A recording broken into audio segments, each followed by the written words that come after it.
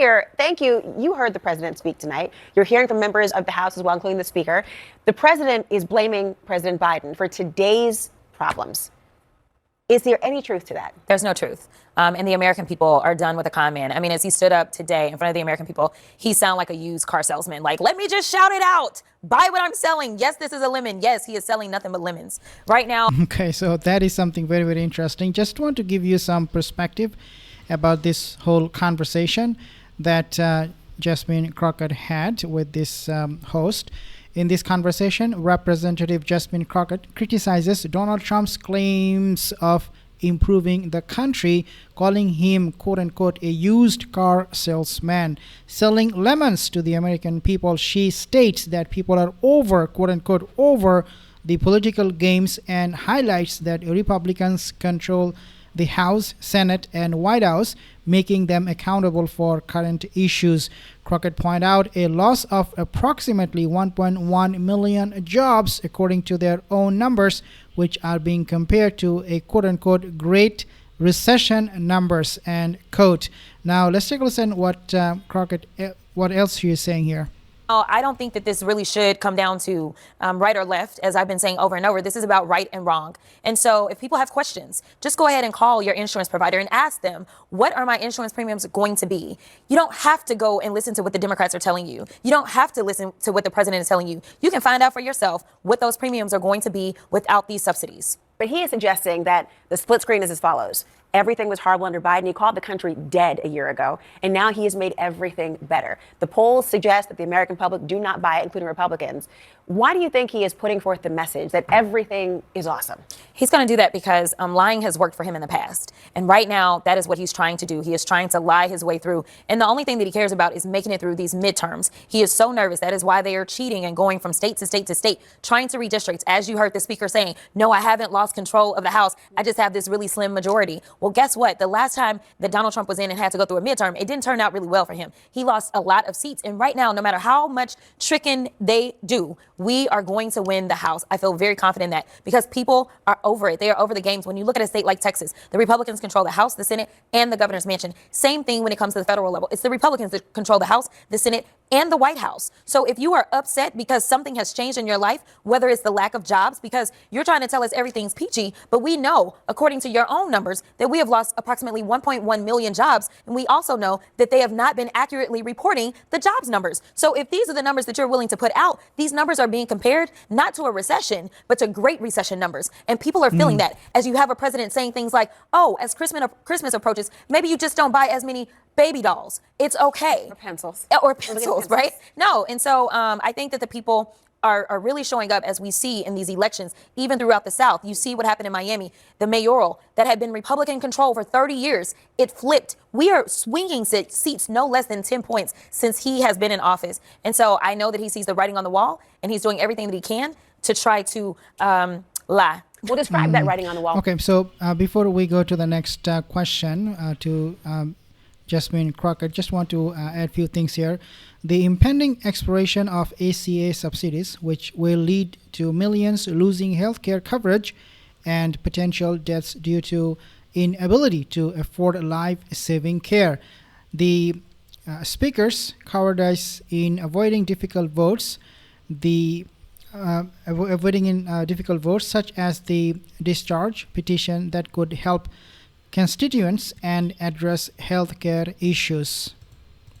When it comes to healthcare, because you had a small group of Republicans joining with Democrats to force a vote on extending those subsidies for 3 years, which seemed to be a deal breaker just as recently as last week, 2 to 3 years. You also have House Republicans passing a bill that will let the subsidies expire. And you know, the Senate already rejected both plans last week. Is there, on this wall, is there hope on the horizon that this will change? Because January is a hop, skip, and a jump away, as are those premiums. No. You know, I would love to be your typical politician and give you some excuse. But at the end of the day, people are about to lose their health care. At the end of the day, there are people that are going to die as a result because some people just will not be able to afford to get life-saving care. Does that mean Democrats ought to compromise to avoid that from happening? Or if it's on Republicans. I mean, we don't control anything, as I just laid out. But more importantly, we are supposed to be in session until Friday.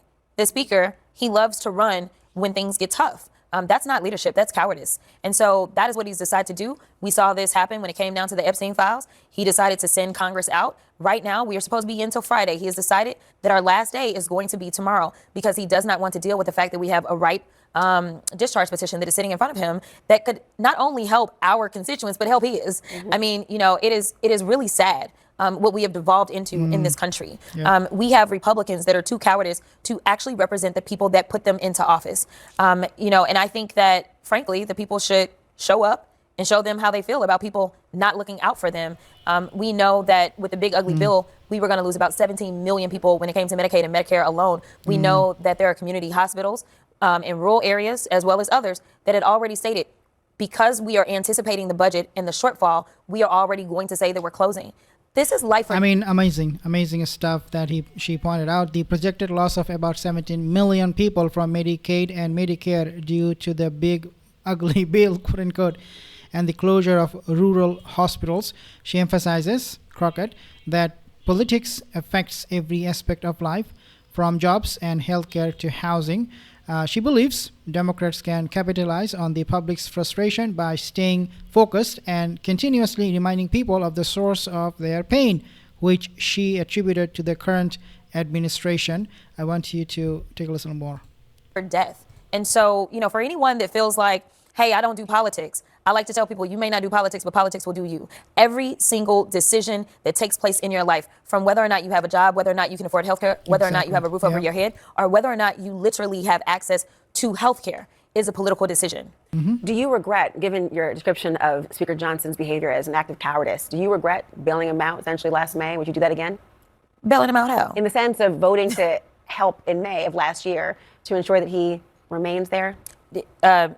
Just to correct the record, I will just say that, because we changed it on the record. I actually voted in error. I'm going to be honest. But I will tell you this. I don't think that Speaker Johnson is equipped to handle the job. I don't think Speaker Johnson was ever equipped to handle the job. And I think that the cracks are showing through at this moment. So how will Democrats capitalize on that then? Because obviously what you describe just weeks from now, the loss of health insurance, the idea that most Americans, frankly, whether they like it or not, are one illness away from bankruptcy, let alone paycheck to paycheck. Given the dire predictions of this being inevitable, I mean, people are frustrated and they're scared. And you have a new poll suggesting, and the mayor's poll, that now they believe that Democrats are edging out Republicans on the ability to handle the economy more efficiently. So how do you, as a member of Congress, and you'd like to be a member of the Senate, how do you capitalize on that to make sure the voters not only trust Democrats, but will believe you could actually accomplish it? Yeah, so the first thing is we can't be distracted. This president, there's a lot of things that I can say about him, but one thing that I can say is that he is a master of distraction. I will give him that.